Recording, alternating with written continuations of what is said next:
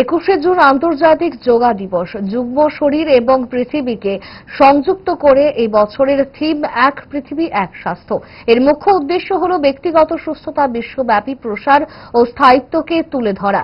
যোগের গণ অনুষ্ঠান, পরিবেশগত উদ্যোগ এবং অন্তর্ভুক্তিমূলক যোগ অধিবেশন উদযাপন করে মানুষের মধ্যে একটি সুষম পরিবেশ সচেতনতা গড়ে তোলা ও জীবনের জন্য যোগ একটি দৈনন্দিন অভ্যাস হিসেবে গ্রহণ করতে উৎসাহিত করা।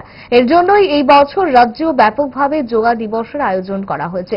মন্ত্রী রতনলাল নাথ এদিন মেলাঘর নির্মহল যোগা দিবসের অনুষ্ঠানে অংশগ্রহণ করেন। তিনি বলেন, ত্রিপুরায় এখন আর কেউ অভাবে মরে না।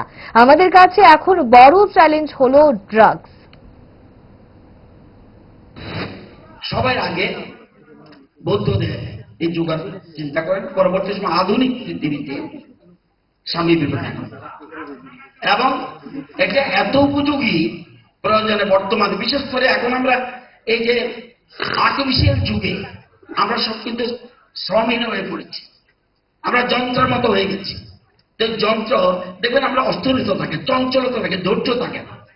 এটা কিসের জন্য?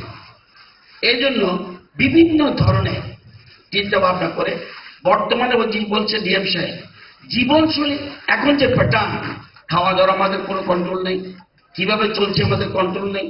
একমাত্র আগে কি না, আগে প্রাচীনকালে কি করতো? মুখ্য লাভের জন্য যোগ করতো। এখন শরীর ঠিক করার জন্য, মন ঠিক রাখার জন্য